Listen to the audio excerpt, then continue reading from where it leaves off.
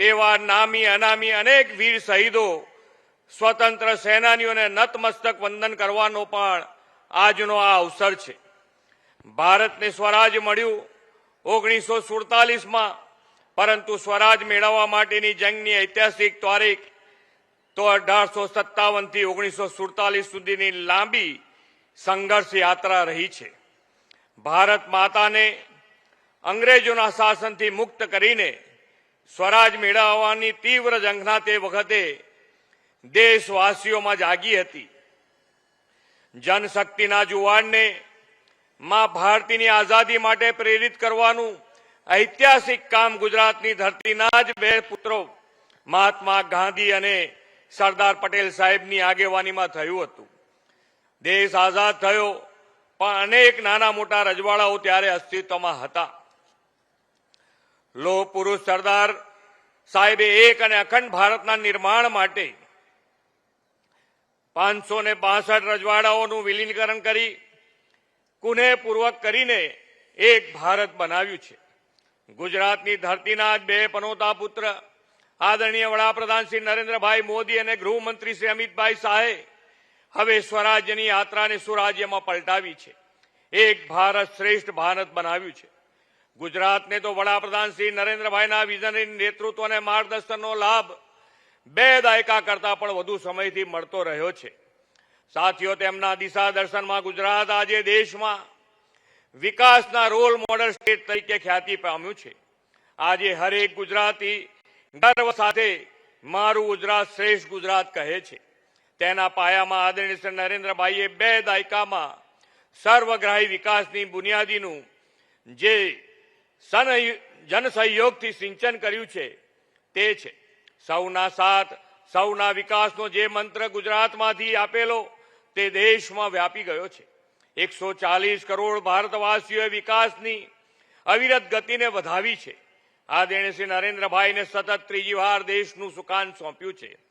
ભારત વિશ્વમાં 11મા સ્થાનેથી 5મા ક્રમની મોટી અર્થવ્યવસ્થા સુધી તેમના નેતૃત્વમાં પહોંચ્યું. હવે તેને 3જા સ્થાને પહોંચાડવાનો આપણો નરેન્દ્રભાઈનો સંકલ્પ છે. વડાપ્રધાનશ્રીએ દેશની આઝાદીની શતાબ્દી આપણે 2047માં મનાવીએ ત્યાં સુધીમાં ભારતને વિકસિત રાષ્ટ્ર બનાવવાનું લક્ષ્ય આપ્યું છે. ગુજરાત વડાપ્રધાનશ્રીએ આપેલા હરેક આહવાન, દરેક લક્ષ્યને ઝીલી લઈને તેને પાર પાડવામાં અગ્રેસર રહેવાનો સ્વભાવ ધરાવતું રાજ્ય છે. પર્યાવરણની જાળવણી અને ધરતીનું ગ્રીન કવર વધારવા એક પેડ માં કે નામના વડાપ્રધાનશ્રીના આહવાનમાં ગુજરાતે 7.25 કરોડ વૃક્ષ વાવીને દેશમાં 2જા ક્રમ મેળવ્યો છે. 78મા સ્વાતંત્ર્ય આ પર્વે દેશવાસીઓમાં આપણા રાષ્ટ્રધ્વજ પ્રત્યેનું સન્માન ઉજાગર કરવાના હર ઘર તિરંગા અભિયાનમાં પણ ગુજરાત ઉમંગભેર જોડાયું છે. આઝાદીના અમૃત મહોત્સવમાં ગામે ગામ અમૃત સરોવર ઉભા કરવાના હોય કે મારી માટી મારો દેશનો સંકલ્પ હોય, ગુજરાતે હંમેશા અગ્રેસર રહેવાની પરંપરા જાળવી રાખી છે. વિકસિત ભારતના વડાપ્રધાનશ્રીના સંકલ્પને સાકાર કરવામાં પણ ગુજરાત આગેવાની લેવા પ્રતિબદ્ધ છે. એ માટે વડાપ્રધાનશ્રીના પદચિહ્ન પર ચાલતા વિકસિત ગુજરાતના નિર્માણનો આપણે નિર્ધાર કર્યો છે. વિકસિત ભારત માટે વિકસિત ગુજરાતનું આ લક્ષ્ય પાર પાડવા આપણે એક સુદૃઢ રોડમેપ તૈયાર કર્યો છે. 2047 સુધીમાં ગુજરાતના વિકાસનું દિશા દર્શન કરાવતો આ વિઝનરી ડોક્યુમેન્ટ અર્નિંગ વેલ લિવિંગ વેલના મુખ્ય આધાર પર તૈયાર કર્યો છે. અર્નિંગ વેલ વિઝન અંતર્ગત રાજ્યના કૃષિ, ઉદ્યોગ, સેવા સહિતના ક્ષેત્રોમાં વિકાસ તમામ નાગરિકોના આર્થિક પ્રગતિનો ધ્યેય રાખ્યો છે. આ માટે રાજ્યમાં હજુ વધારે નવા ધંધા રોજગારીની તકો વિકસે તે માટે ભવિષ્યલક્ષી આયોજનો પણ અત્યારથી જ કરી રહ્યા છીએ. આદિકાળથી ગુજરાત વેપાર વાણિજ્યનું કેન્દ્ર રહ્યું છે. ગુજરાત આજે સમયના અનુરૂપ ઉદ્યોગ ધંધાના વિકાસથી આ ઓળખને વૈશ્વિક ઓળખ બનાવવામાં પણ સફળ રહ્યું છે.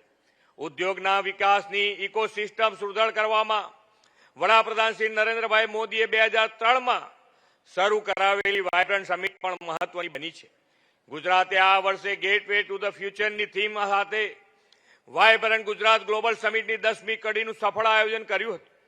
આ સમિટ દરમિયાન સેમિકન્ડક્ટર, આર્ટિફિશિયલ ઇન્ટેલિજન્સ જેવા ઉભરતા ક્ષેત્રોમાં ગુજરાતમાં રોકાણ થયા છે. આધુનિક ટેકનોલોજીનો વ્યાપ વધારીને રાજ્યના સેવા અને મેન્યુફેક્ચરિંગ બંને ક્ષેત્ર વિશ્વ સ્તરે ઝળકી રહ્યા છે. Gujarat global destination for semiconductor and electronics manufacturing તરીકે સ્થાપિત થઈ રહ્યું છે અને આ ક્ષેત્રમાં 1 લાખ કરોડથી વધુનું રોકાણ પણ થયું છે. ભારતની પહેલી સેમિકન્ડક્ટર ચીપનું નિર્માણ ગુજરાતમાં થવાનું છે. વિકસિત ભારત એટ 2047ના લક્ષ્યને પાર પાડવાનો એક મજબૂત આર્થિક પાયો ગુજરાત નાખવા માંગે છે. તેમાં ગ્રીન ગ્રોથ, રિન્યુએબલ એનર્જીનું મહત્વનું યોગદાન રહેવાનું છે. ગુજરાત રિન્યુએબલ એનર્જી ક્ષેત્રે અગ્રેસર રાજ્ય છે. કચ્છમાં વિશ્વના સૌથી મોટા 37 ગીગાવોટના સોલર વિન્ડ હાઇબ્રિડ એનર્જી પાર્કનું નિર્માણ ઝડપથી પૂર્ણ કરવા આપણે પ્રતિબદ્ધ છીએ. 2030 સુધીમાં 100 ગીગાવોટ રિન્યુએબલ એનર્જીના લક્ષ્ય રાખીને વડાપ્રધાનશ્રીએ આપેલા નેટ ઝીરો કાર્બન ઉત્સર્જનના લક્ષ્યમાં પણ આપણે ગુજરાતને અગ્રેસર રાખવું છે. પીએમ સૂર્યઘર મફત વીજળી યોજના અંતર્ગત રહેણાંક મકાનોમાં સોલાર રૂફટોપ સિસ્ટમના અમલીકરણમાં દેશભરમાં ગુજરાત અગ્રેસર છે. આ વર્ષે 10 લાખ મકાનોને આ યોજનામાં આવરી લેવાનું આપણે નક્કી કર્યું છે. ગુજરાત વિશ્વ કક્ષાના ઉદ્યોગની સાથે નાણાકીય ક્ષેત્ર પણ વર્લ્ડ લીડર બને તે માટે ગિફ્ટ સિટી વિકસાવવાના વડાપ્રધાન શ્રી નરેન્દ્રભાઈ મોદીના વિઝનરી કદમથી આજે ગુજરાત ફિનટેક ક્ષેત્રે હરણફાળ ભરી રહી છે. ગિફ્ટ સિટી ફાઇનાન્શિયલ સેક્ટરનું મજબૂત નેતૃત્વ કરીને વૈશ્વિક હરોળમાં અગ્રેસર છે. રાજ્યના સર્વગ્રાહી વિકાસમાં સુદૃઢ રોડ ઇન્ફ્રાસ્ટ્રક્ચરની મહત્વપૂર્ણ ભૂમિકા છે. રોજબરોજના વધુ વિકાસ વ્યાપને પરિણામે વિસ્તૃતીકરણ અને મજબૂતીકરણની જરૂરિયાત વધતી જાય છે.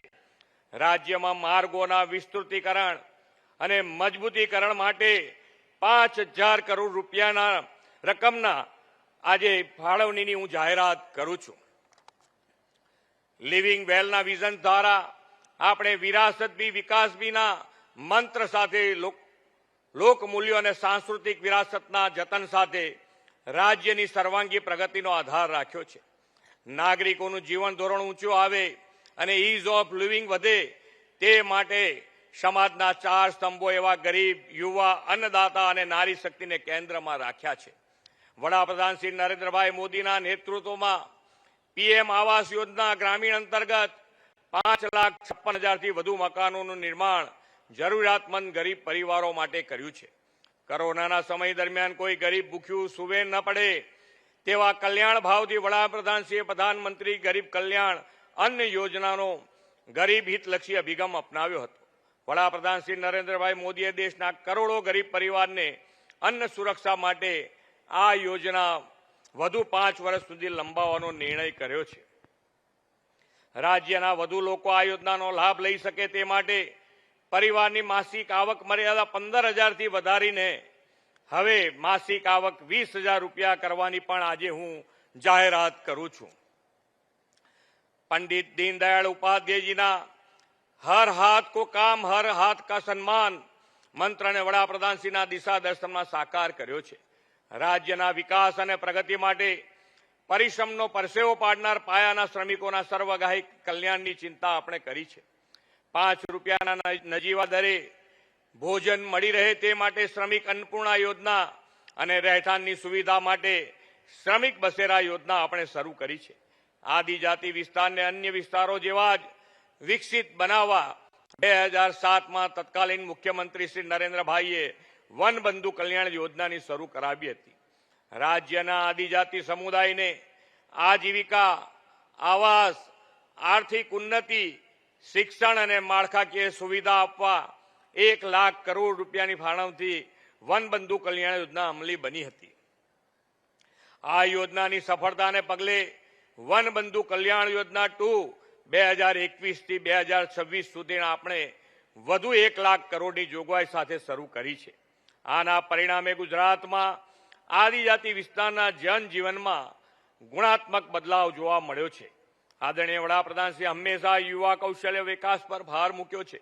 વર્તમાન સમયની માંગ મુજબ જરૂરી સ્કિલ વર્કફોર્સ ગુજરાતમાં તૈયાર થાય તે માટે સ્કિલ ડેવલપમેન્ટ પર ફોકસ પણ કર્યું છે.